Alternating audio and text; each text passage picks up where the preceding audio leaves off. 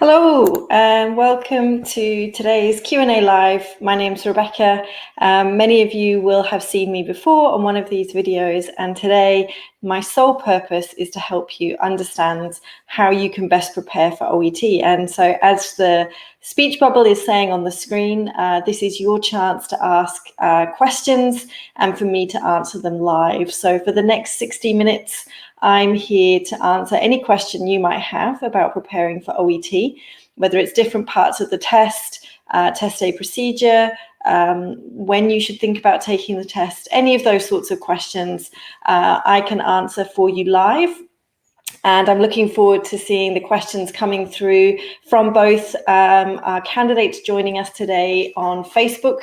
And I can see we've got over 100 of you joining on Facebook at the moment, and also the candidates joining us today from YouTube. And we've got more than 60 of you joining from YouTube right now. So welcome to both of you. You can use the comment function either on YouTube or Facebook. It works the same way. I get the comments through to me in the same place, and I'll work through as many of the questions as I can in the next 60 minutes and give you some tips and links and other things that you can work with to help you with your answers. So without anything else, let's get started. Let's go and have a look at what are the questions that are coming through. So this is a question I want to answer to start off with from Shahir, who says, I'm a dentist from Pakistan. I'm preparing for OET. Unfortunately, I couldn't find practice samples anywhere. Please help. So as you may know, OET has 12 versions for different healthcare professions. We're very popularly known for writing, nursing and medicine, but there are 10 other professions that can take OET, including dentists, physiotherapists, radiographers, pharmacists, and so forth. So this is the same answer for every profession. We have a number of sample tests available for all professions, available for free on the OET website. And I'm going to post a link to that page on our website right now. So it'll come up in your comment box. And do go and have a look there. So if you're struggling to find preparation materials for your profession, this is the best place to start. And there are some really good resources that go with those sample tests as well. So thanks for your question, Shahir. Here's a question from Manju coming through on YouTube. Please, can you share some reading tips about Part A? It would be greatly appreciated. So Manju, for reading Part A, this is, as everybody knows, the 15-minute part of the reading test that is conducted completely separately from the other two parts of the test. So at the end of the 15 minutes that you have for reading Part A, those papers are collected and taken away. So you literally have the 15 minutes to complete your answers. And you have 20 questions to answer in those 15 minutes. Now, there are a couple of tips that I can give you. The first one is that the way the test has been designed is that the questions are organized to help you. So the first set of questions, it may be 6, 7, or 8 questions, are there to help you get a quick overview of the contents of the 4 texts. They're also the simplest questions to answer in terms of you only need to write down A, B, C, or D. So our advice, the tip I've got for you, is to complete the questions in the order that they are written, because by doing that, you'll then find locating the answer for the other sections of questions, the remaining questions in that set of 20, easier to locate because you've already got a good idea of the contents of the 4 texts, and you can more quickly, more directly go to the correct text to find the information that you're looking for. The other tip that I want to give you today is to be really accurate with your answers. So reading Part A is the only part of the test that you have to have perfect spelling for. Listening A and writing, you can be much more flexible with spelling accuracy, but reading Part A, you have to be 100% accurate because you're copying the answers directly from one of the texts. So in my opinion, as a tip for you, it's worth spending a couple of extra seconds once you've found and written down the answer in your booklet to make sure that you have spelt it 100% correctly, because even one letter being incorrect will score you 0 for that question. And it's an easy way that candidates can lose marks without needing to. Jorge is asking, how can we properly organize our letter? So there are a number of different ways to organize the letter, but the same rule applies to each of those different ways. I'll go through the different ways in a second, but the same rule to organize your letter is in order of importance to the reader. So you need to put yourself in the reader's shoes and think about, if I was receiving a letter about the patient, what information would I consider most important? What information would I consider less important?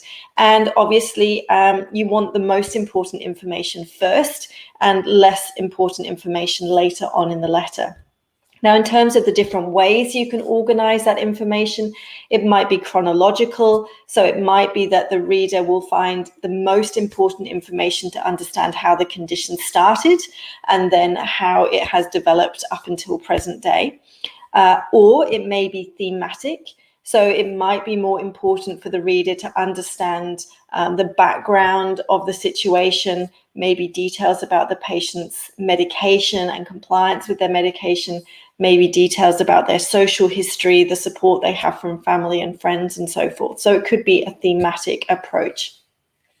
The other question we frequently get asked in relation to organization is when the situation is an emergency. And it will be clear if the situation is considered urgent, because either of those words, urgent or emergency, will be included in the writing task in the case notes.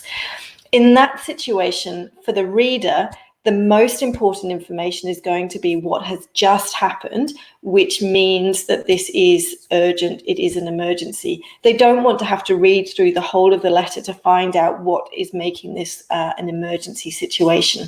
So if it is an emergency, start off by putting what has just happened and then go into what would be next most important and so forth. Pramila is asking a question. I believe this is about the speaking test. So could you please explain how to start my introduction when it's in a home setting?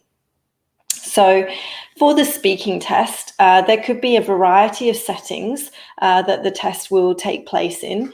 It could be in a clinical setting, it could be in a hospital setting, but it could also be in a home setting. So you're visiting the patient at their home. And this can be for a number of different professions, not just for doctors and nurses, but some of the other professions that I mentioned a few minutes ago could also be visiting a patient at home or in a residential care setting. So this advice can apply to many of you, to many professions.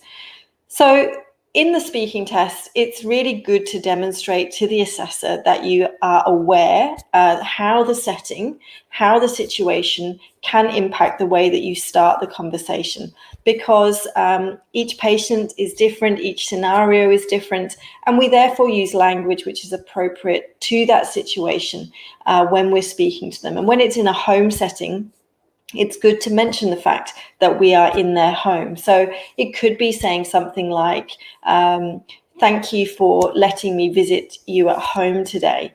Do you understand the reason for my visit? Or you might even start off with something like introducing yourself. My name's Rebecca. I'm visiting you at home today. Is it all right for me to talk to you now? So there are a number of different ways that you can do it, but certainly referencing that it is a home setting and using language appropriate to that setting will help score you well in the clinical communication criteria that are part of the assessment for speaking. Amit is asking a question via Facebook, and his question is, can we attempt only a single paper like reading or writing to club our scores? So Amit, the requirements for how candidates collate and submit their scores come down to the individual regulators that accept OET results. This isn't something that OET has any control over. What I can tell you is that most regulators, even if they accept clubbing, do require candidates to sit all 4 subtests each time. They don't allow individual subtests to be taken. Now, some regulators may have different rules around that. So the advice that we give is to contact the regulator directly, have a look at their website. The requirements are likely to be listed there, and that will give you a clearer sense of what you can do and what you have to do to meet those requirements. Millicent says, can you please explain reading Part B and C? Thank you. So I've touched on reading Part A already in the session. And as I mentioned, reading Part A is completed completely separately to Parts B and C, which is completed in 45 minutes. So you have 45 minutes to answer 6 questions for reading Part B and 16 questions for reading Part C. So one of the tips that I always mention when candidates ask for support with Part B and Part C is time management. You have to be responsible for managing your time, and that means spending an appropriate length of time on Part B, while also ensuring that you have sufficient time to devote to Part B, which has more questions and also more answer options, because the questions for Part B only have 3 answer options. The questions for Part C have 4 answer options. So do make sure you manage your time carefully.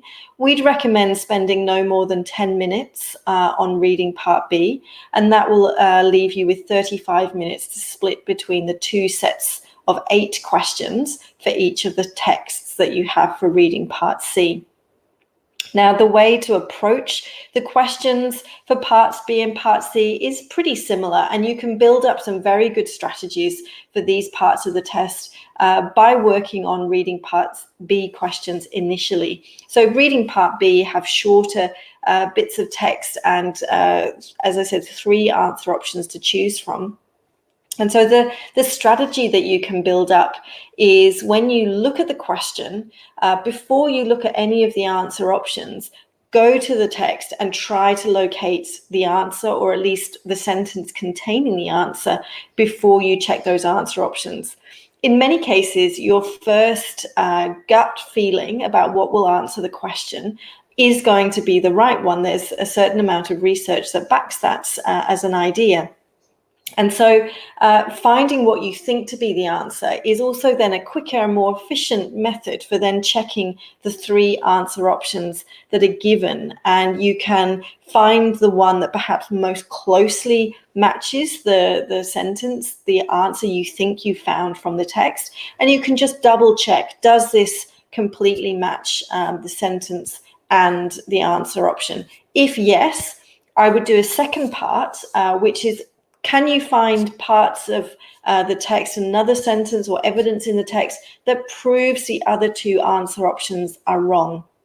So it's a good strategy to not only find why an answer is correct, but also to find why an answer is incorrect. If when you've found the part of the text that you think is correct, but none of the answer options really closely match up with that answer option, then the other strategy you can try is what we call the elimination strategy. And this strategy means finding which answers are wrong, and that will leave you with a final answer, which hopefully you can then find evidence for being correct once you feel more comfortable that that is the correct answer option. Either answer, a strategy works very well, and you can then apply those strategies to reading Part C as well. Suja is asking, in the writing introduction, can we write, I'm writing to refer?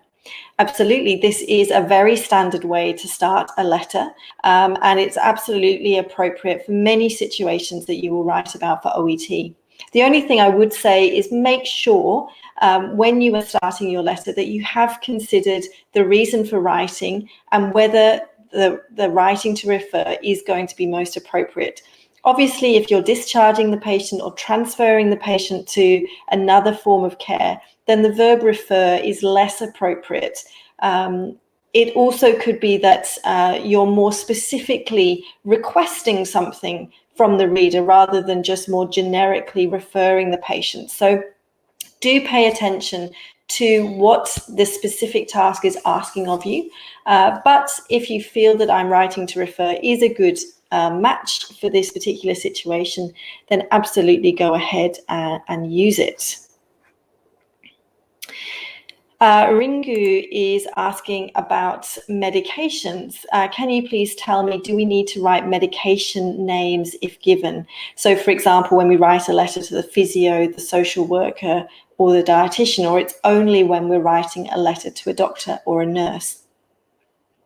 So I can't give you a definitive answer to this question, Ringu. It will depend on the reason for writing to that allied health professional and how familiar they would be with the medication and whether that medication would impact any treatment plans they make for the patient as a result. So it could be that you only need to mention the type of medication the patient is taking for the condition that they have. Or perhaps if it's an analgesic for pain and swelling reduction, that might be useful for a physio to know, for example. It might be that you can provide the more specific details of the medication, depending on what is your reason for writing to the reader. So in all situations, you must remember that this is unique. This is one unique patient, one unique situation. So you can't apply really broad rules like I'm only going to include medication when it's to a doctor or a nurse. You cannot apply that sort of breadth of a rule. You need to take each situation on a case-by-case basis.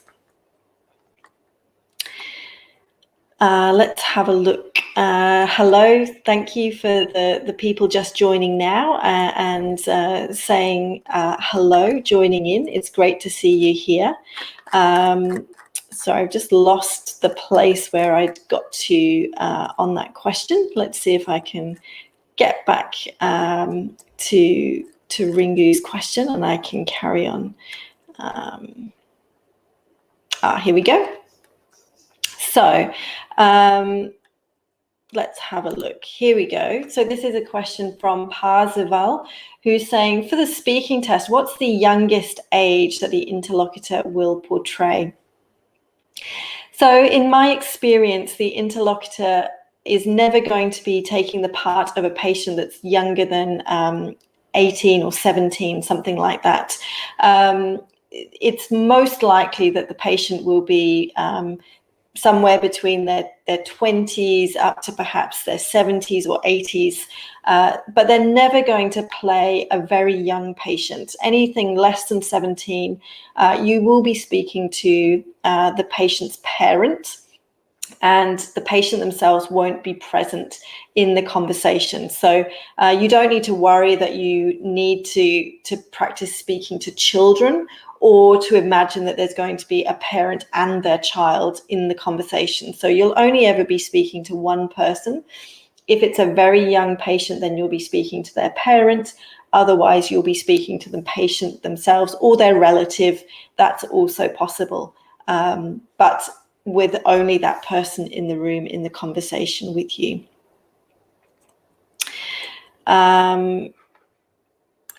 Dorothy is asking, is it possible to request to do the speaking subtest the same day as the other subtests?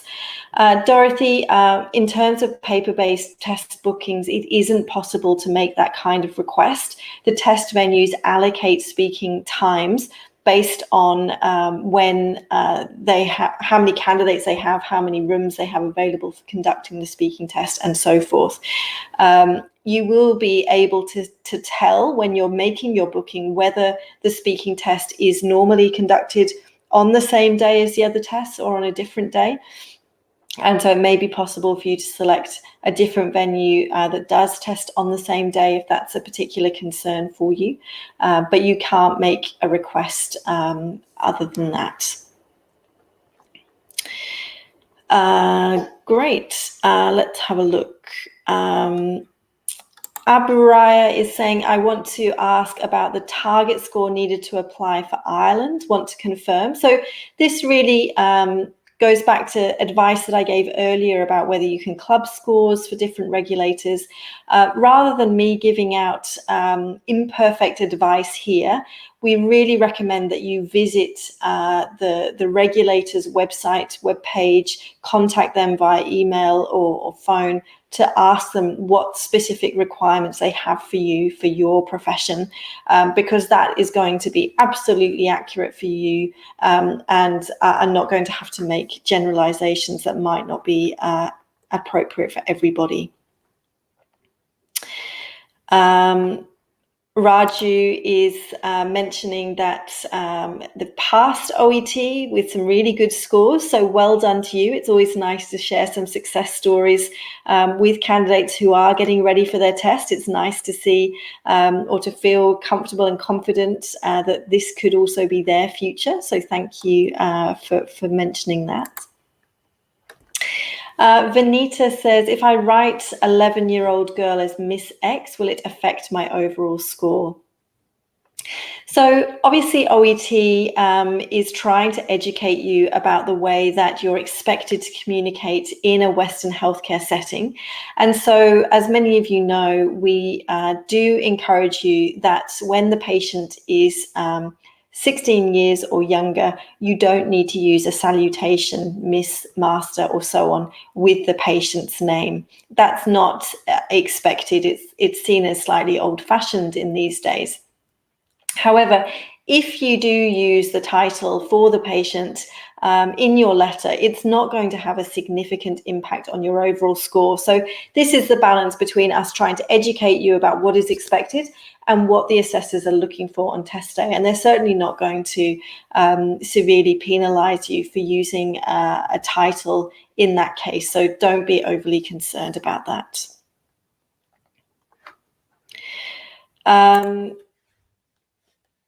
Jam is saying, I'm planning to take the test in July and I doubt if I can make it since I'm not reviewing on a regular basis due to workload at home.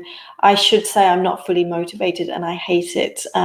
So thanks for the honest opinion there. And we can obviously really appreciate that many candidates are struggling in the current COVID situation to balance work and life and home and study. But even without COVID, it is always a challenge for busy healthcare professionals to find sufficient time to prepare for their test. And that's why it is absolutely possible for you to defer your test to a later date if you're feeling that you're not going to have a really good test day experience, you haven't managed to put in as much preparation as you want. Absolutely consider delaying your test by a month or two until you do have a little bit more time available. Obviously, we want you to be comfortable and confident about taking the test. We want you to be successful. So if you're not feeling particularly motivated, you're not getting the preparation done, then certainly have a look at our website about how you can defer your test to a later date.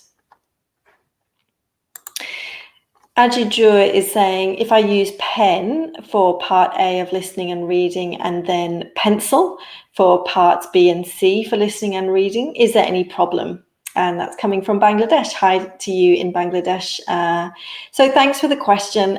What you've mentioned there is absolutely fine. You have to use pencil for parts B and C of listening and reading because it's marked by a computer. But all other parts of the test, reading and listening parts A and writing, it's absolutely your choice to use pen or pencil. So you can use pen for parts A of listening and reading and then pencil for the other parts. You can use pencil throughout. It's your choice and your preference. Mira is asking for some listening part C tips. So in the listening test, part C includes some slightly longer recordings to the rest of the test, although they are fairly similar in length to the consultation snippets that you hear for part A. So the 2 part C recordings that you hear are roughly 5 minutes long, and there's 2 of them. And for each of those recordings, you have to answer 6 questions with 3 answer options for each question. Now, before you listen to each recording, you have 90 seconds, and you can really make good use of those 90 seconds to read through the questions and the answer options before you listen. And during that time, you can get a good understanding of what the conversation or the presentation is going to be about, because it could be either an interview of a healthcare professional or a presentation delivered by a healthcare professional.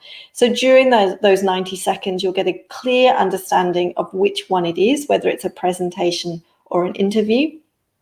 And you can also get a good understanding of what the questions are asking of you, so that when you hear the presenter or the interviewer mention keywords from the questions, you know exactly where you are in the recording, and you can then focus on the answer options to make your selection.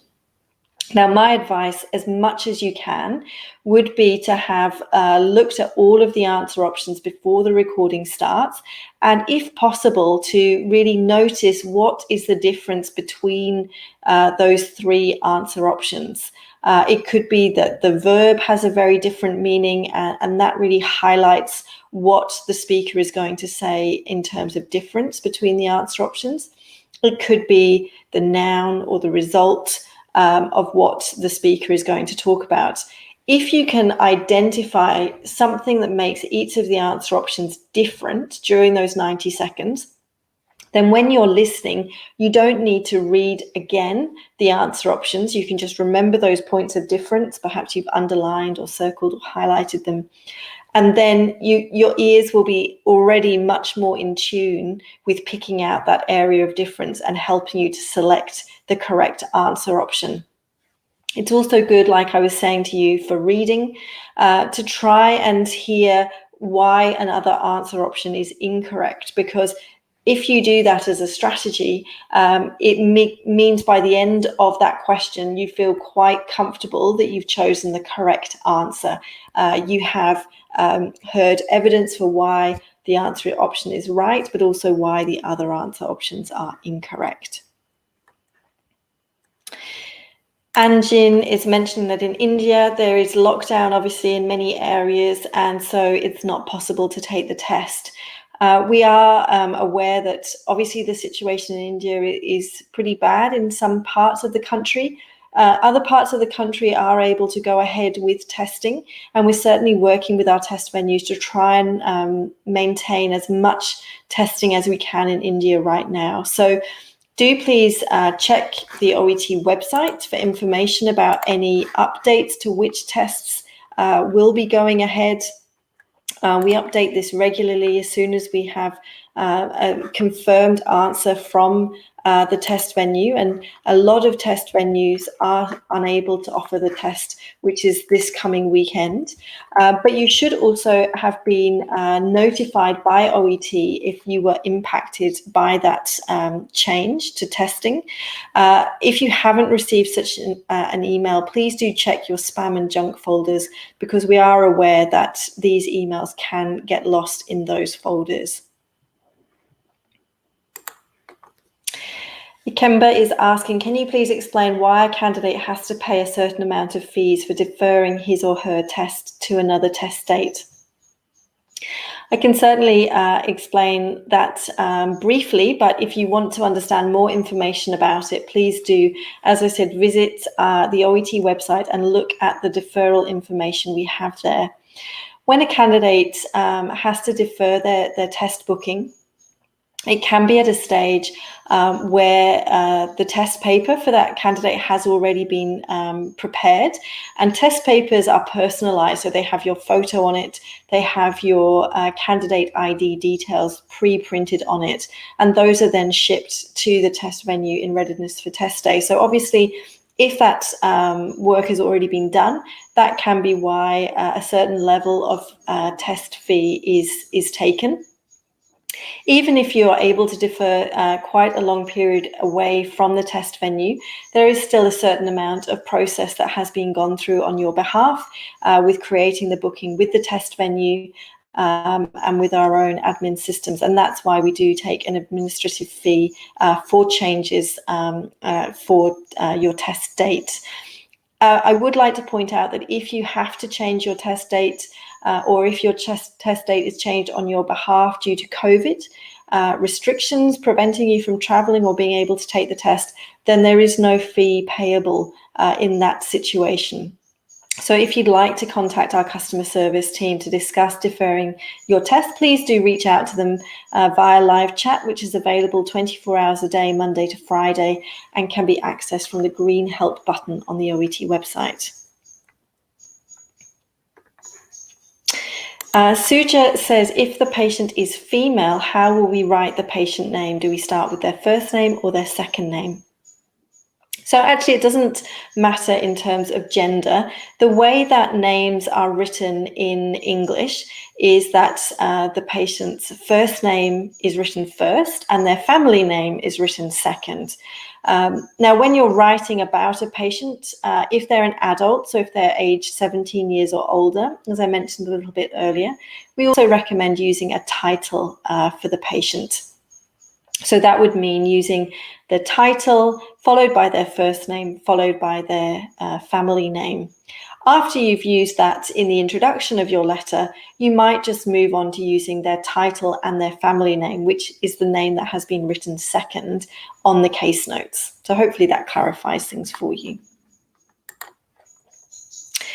Raji says, I want to know about how we can address a patient during a role play. Should we ask the name during the preparation time or during the role play? So Raji, this really depends on the context information that you're provided on your role card. Now, in some situations, it will be clear from that context that you've met this patient before. They're a regular patient of yours. They're coming for a routine checkup. They're returning to you for some test results and so forth. Other times, it will show that this is the first time that you've met the patient. Now, if it's the first time, obviously it would be appropriate to start off with introductions. So to introduce yourself and to check which name the patient, in this case the interlocutor, would like you to use when speaking to them. However, when it comes to a patient that you've met before, a regular patient of yours or someone who's returning for test results, it would be expected that you know this patient's name already. So in that case, during the preparation time, it would be a good idea to ask the interlocutor what name you should use for them. And then you can start off the conversation already using their name. Ankita says, I'm a homeopathic doctor. Can I give OET? So as I mentioned at the start of this session, there are 12 versions of OET, which cover 12 broad healthcare professions. Now, in terms of medicine, this covers all types of doctors, from general practitioners through to specialist doctors, surgeons, and so forth. So my advice to you would be to check out the information we have for your profession, have a look at a sample test, for example. If you feel comfortable with the requirements, then there's absolutely no reason why we wouldn't encourage you to take OET. Another good thing to check is with the regulator who will be accepting your OET results for registration purposes, to check if they are happy for you to take OET for that reason. Ashili says, if there's a letter which has 2 diagnoses, how do we write this in the introduction? Now, in the cases that I've seen, it is possible that the person writing the letter may not have a definitive diagnosis at this point. They may suspect 1 or 2 conditions, in which case, during the introduction, you might mention that you suspect it's one thing or the other. Other than this, though, it's not going to be likely that the patient has 2 separate, unrelated diagnoses. For OET purposes, the patient will have some specific healthcare situation or need, and that's what you're going to focus on when writing the introduction and your letter. Asha says, if we write a letter to a community nurse, can we consider the nurse knows the patient? Asha, not just from the fact that they are a community nurse. Obviously, communities can be really quite large, and if the patient has previously been healthy, they may not have had any need to visit a community nurse or have any come across any community nurses so far in their history. I'd also like to reassure you, though, that OET will make it clear in the case notes if there's any existing relationship between the reader and the patient. So you don't need to worry about having to guess whether the reader knows the patient or not. Susmita says, during a discharge process, is it correct to write, "It would be greatly appreciated"? Now, this can be a suitable phrase for any type of letter, not necessarily a discharge letter on its own. We use this phrase to make a request of the reader. Now, what I would say is when you're writing to a healthcare colleague, it's generally very standard things that you're requesting of the reader. So perhaps to provide follow-up care, to provide some kind of assessment, to confirm a diagnosis, to visit the patient at home. These are very routine things that you're requesting. And so for these reasons, we would suggest omitting greatly from the phrase. So it would be appreciated if. This is standard for some kind of routine, regular request. If you're asking the reader to do something particularly out of the ordinary or extraordinary, in fact, then greatly could be more appropriately used. But otherwise, for standard requests, it isn't particularly necessary. Sitara is saying, will I be penalized if I miss an article in the answer of reading part A? So, for example, blood culture bottle instead of a blood culture bottle. No, the good news is you're not going to be penalized for missing off articles in reading part A, because these generally do not form part of the answer. Now, if you look at the sample test page, which I linked to a little bit earlier in this session, you'll also find links there to reading part A practice test and the answer keys that go with them. And if you have a look at an answer key for reading part A, you'll notice that words like articles and sometimes prepositions will appear in brackets.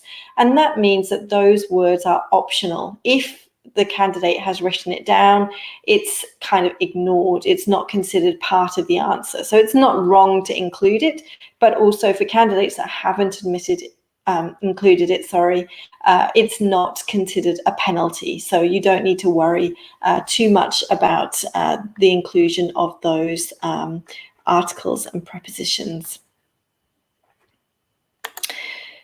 Roshni says, if we're writing to a social worker, whether we need to write the medical history of the patient.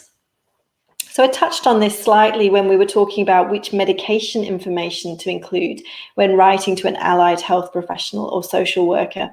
In a similar way, what you write about the patient's medical history and in what detail will depend on the situation and how well the reader already knows the patient. What I would say, though, is when you're writing to somebody like a social worker who isn't so familiar with medical terminology, I would use lay terms to help them. So instead of saying they had a myocardial infarction, to say that they've had a heart attack.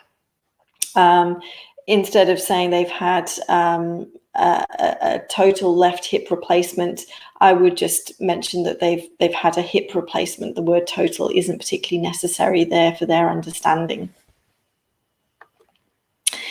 Gerald has a question about test venues. So I'm working as a nurse in the Maldives. Can you please open a testing center here because it's difficult to take a test in another country? So, Gerald, we are working to reopen testing OET at home, which is the option for candidates to take the test from their home location, particularly suitable when, like you are saying, you can't travel to another country where there is a test venue. So we've recently reopened computer test at venue bookings, and that will open up some more options for some candidates. But for candidates who don't have an option of a venue at all, we hope to make OET at home bookings available a little bit later on in the year. We're doing some final testing and preparation for that. And as soon as we have a clear timeline, we will share that obviously with candidates. And your 3 is saying, is it commenced on or commenced with? So generally, if you're talking about medications, for example, commenced on will be correct. I expect it does depend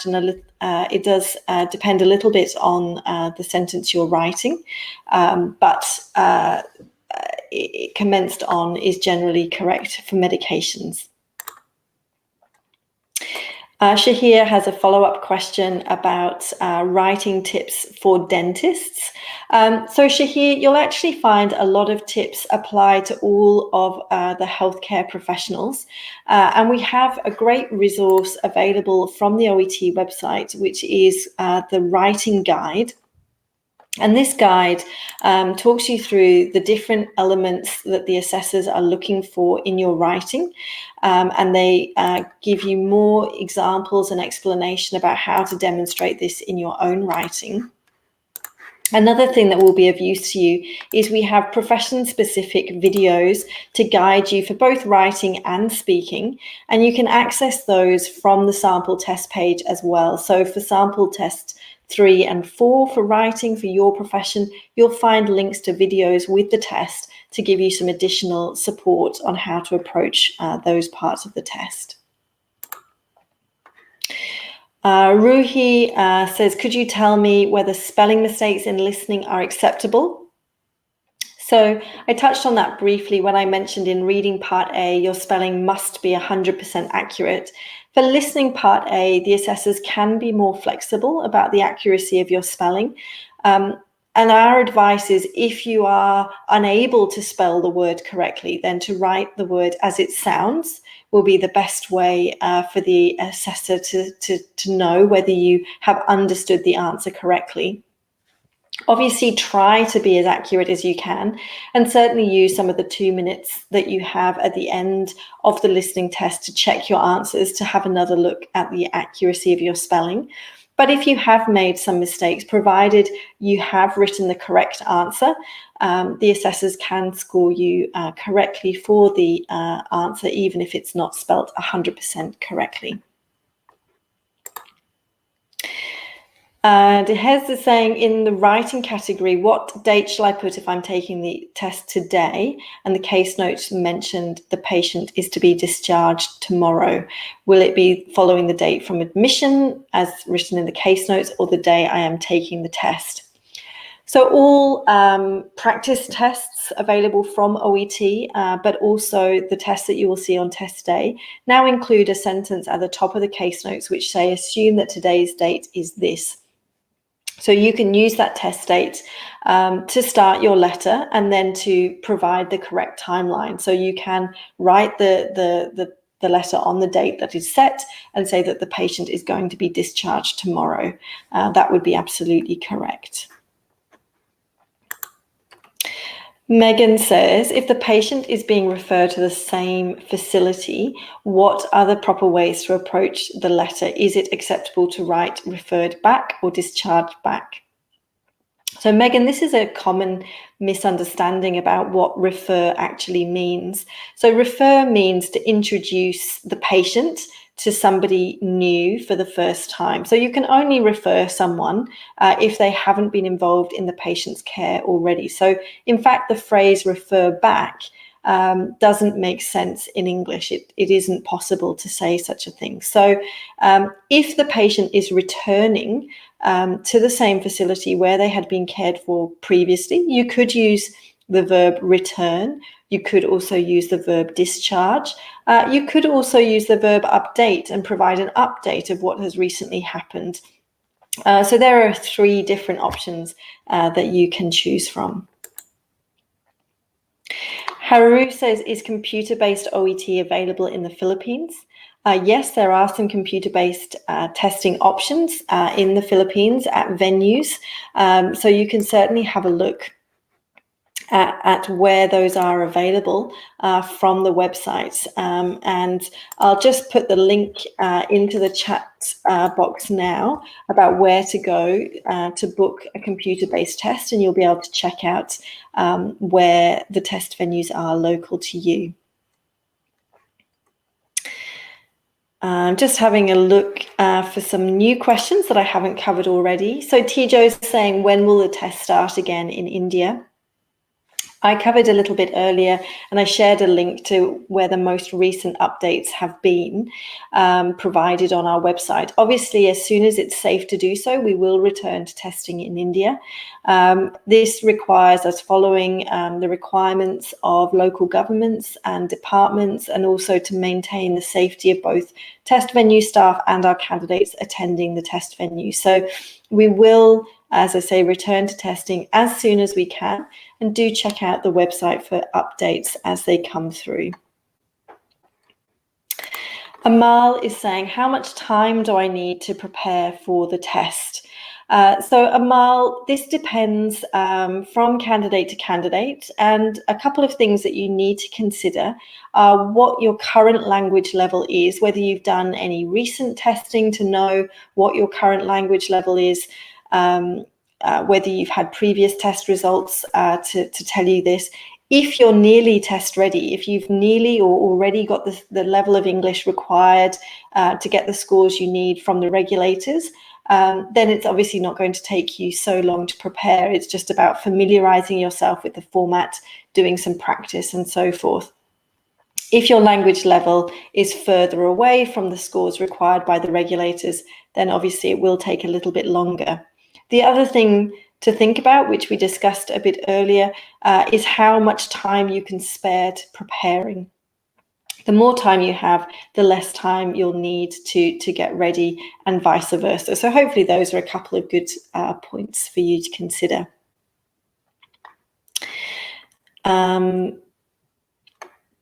Uchi is saying, in speaking, can we say, let me examine you if it's not stated in the bullet points to do so? So in the speaking tests, you're never going to be asked to physically examine the patient. It may be from the context information that it will say that you have just examined the patient, in which case you don't need to mention the examination in terms of actually completing it. You can simply start from saying, thank you for letting me examine you, or now I've completed my examination, and go on from there. So there's no requirement to actually examine or talk about the process of the examination with the candidate. Anupa is asking, who can we send our writing to be checked?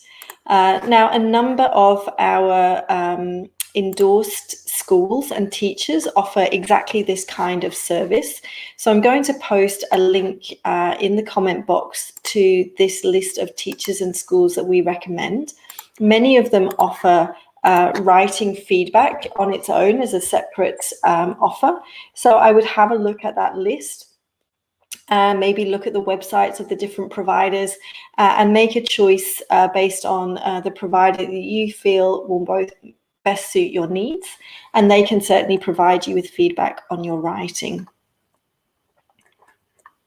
Asha says, is it compulsory to start reading answers as well as listening ones in capital letters? It isn't compulsory. There's no requirement there in terms of whether you should use a capital letter or not to start with. Hamid says, why don't you give 350 to people who get 340? So Hamid is here referring to the numerical score that candidates receive when they get their OET results. And this obviously is then viewed as a letter grade by the regulators that you're applying to. So the numerical score is really designed to help you understand where within the letter grade that regulators require you are and how close you were to achieving that if you didn't perhaps achieve the required score in the test that you took. So somebody who's got a 340 has got a C+ grade, very close to a B grade, but it's not quite a B grade. Now, the assessors don't know what score you're going to end up with, because all test papers are double marked. So two assessors both independently assess all parts of the test, and their scores are combined. So an individual assessor doesn't know what score you're going to end up with as your result. They don't award a 340, for example. In speaking or writing, as an example, they are using the assessment criteria and providing what's known as a raw score. So the scores that you achieved for each of the assessment criteria, those are then combined with the other assessor scores and converted into the numerical score that you see. So if you're receiving a 340, it means that those combined scores from the assessors meant you hadn't quite met the criteria necessary to give you a 350. They're not doing it on purpose to underscore you in some way. It's just that the level of your communication in that part of the test didn't meet the necessary criteria for a 350.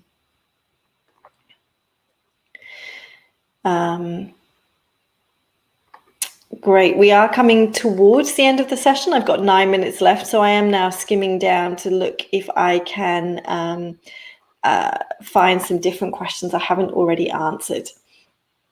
So John Marie is saying, I'd like to ask if you will lose marks if you copy certain words indicated in the writing task and use it in your paragraphs. No, you won't be penalized as such or lose marks. You can use words provided in the case notes within your letter.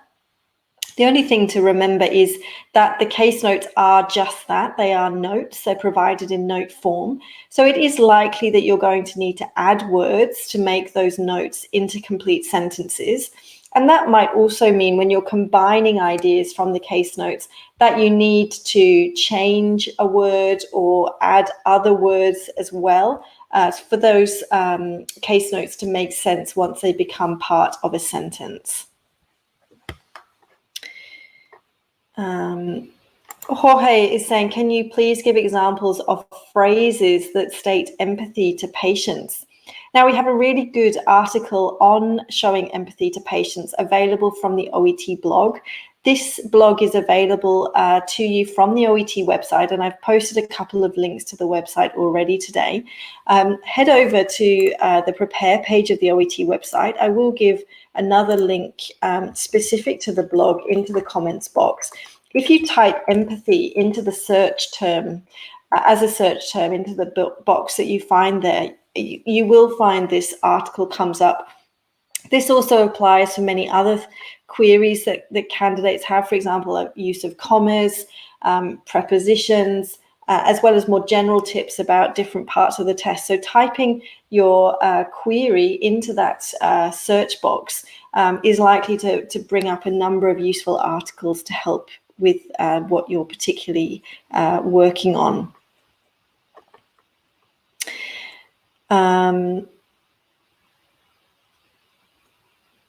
Hasini is saying, I've only been able to join you now. Will this be available on YouTube afterwards? Yes, absolutely. So as soon as this live session finishes in about 7 minutes, the recordings will become available on both Facebook and YouTube for you to watch after the event.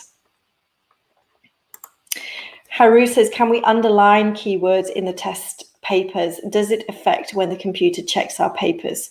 So if you're taking paper-based OET, you can absolutely underline keywords on the test paper, and this isn't going to impact the computer checking your answers.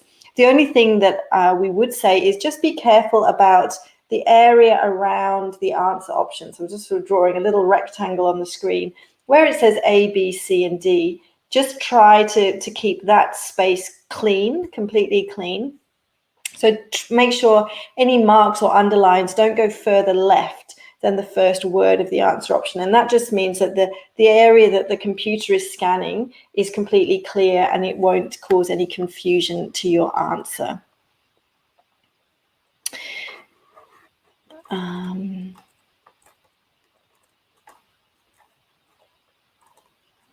Great, just having a look now for a few more questions. I'm just going to jump ahead a little bit to see if there are some other newer questions coming through that I can answer.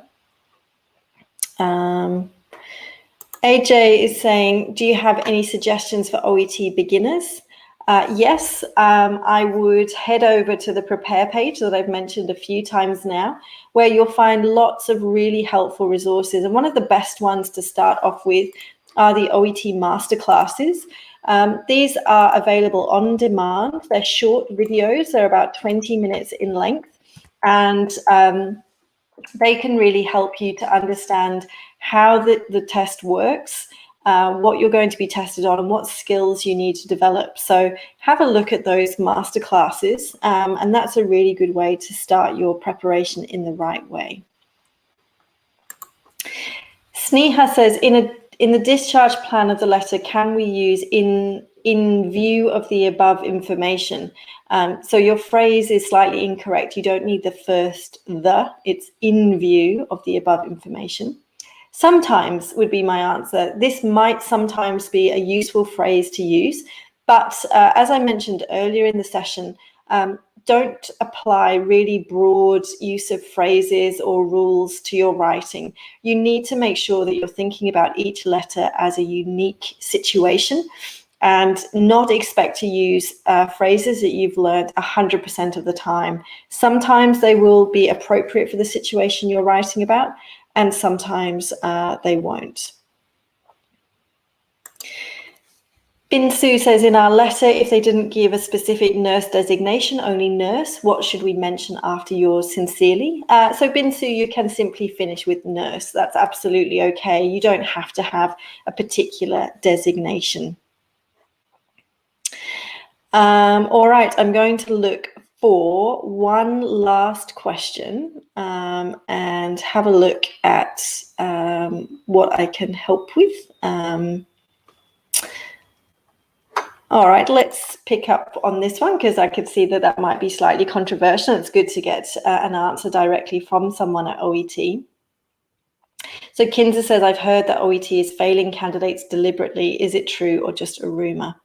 So Kinza, I can say there's absolutely no truth to us failing candidates deliberately. And this is protected from being possible to happen for a number of different reasons. One of them was that I mentioned earlier, that all test papers for all parts of the test are marked by at least 2 assessors. So their scores are combined to give your final answer. And it means that it's not possible for, even if we had one assessor who was giving particularly tough scores, for that to be the final score that is received.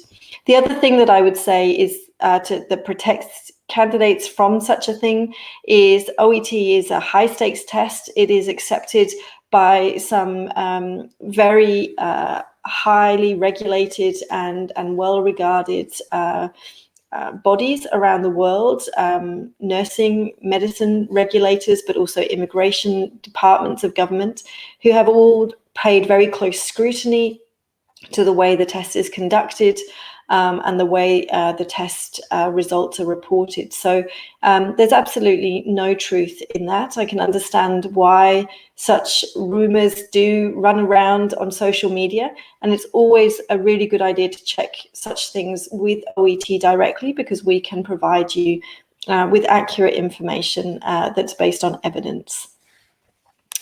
So thank you very much for joining me today. There's been so many questions coming through and I haven't managed to answer all of them. What I have seen is that some of you are sending through very similar kinds of questions. And so this, hopefully, if you listen to the recording again, you'll be able to see that you have your question, sorry, has been answered a little bit later on.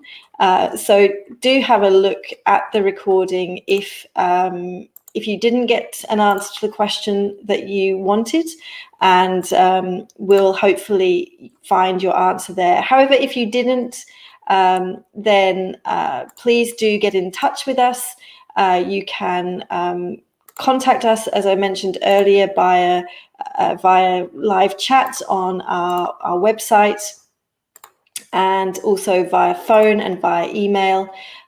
So do check out how you can contact us, ask us those questions, and we will support you with answers that you need. Now, in terms of when I'll be back to do more of these live chats, my next Q&A live is going to be in a couple of weeks on Monday, the 7th of June. This is going to be in the morning time where I'm based. So this is perhaps more suitable for candidates who are based in the United States, or maybe if they're going to stay up late in Europe. The times are on the screen. But again, if you can't join us live, then you will be able to watch the recordings after the fact. So do look out for that. And that's it for today. So again, thank you so much for joining me. It's always a pleasure to answer your questions. And keep safe, keep preparing, keep working hard, and I'll hopefully see you again very soon. Bye for now.